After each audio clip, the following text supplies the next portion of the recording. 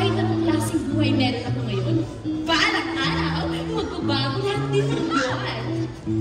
Grabe, Erika. Kasi taas ng takon ng sapatos mo yung pangarap mo.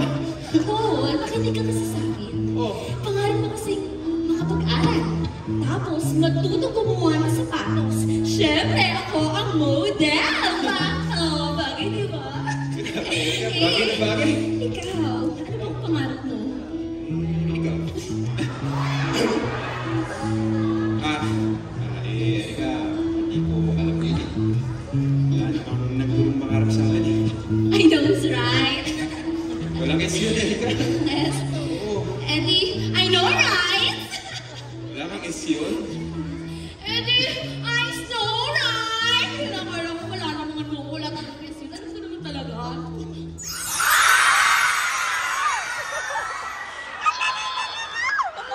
Erika, listen to me.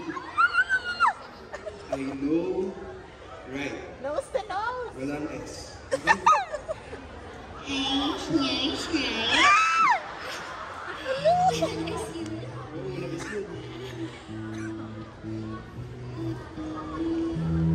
Paul, di ba pangarap mo mabuhay yung pamilya mo? Di ba? Ano naman? Eh, di gumawa ka na lang ng paraan para hindi mo makapot yung mami mo, tsaka para hindi na rin magbabae yung dati mo, Paul. Kaya ikaw, mag-aral ka kaya nakabuti. Erika, kasi... Tiwala lang. Maabot din natin yun. Ay, alam ko na. May pupuntahan tayo. Saan naman tayo pupunta? Doon o. Sa pangarap natin. Ayan, ay kuklose mo yung eyes mo. Tapos magbibilang ako ng 3. Sige ah. Punta ka na? Isa. Isa? Dalawa. Dalawa? 3. Wow!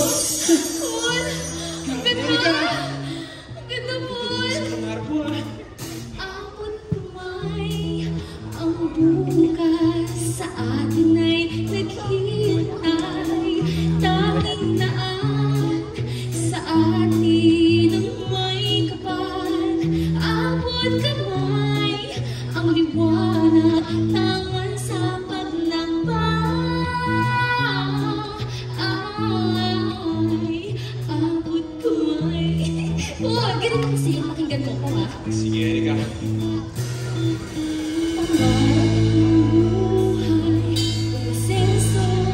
Maging malaya.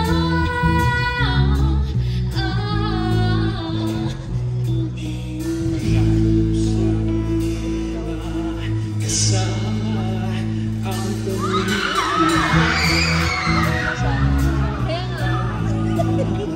Kaya nga, madali sa biyahe mo senso, pero marap tayo. Tara, Erika. Kasama ang abot kamay.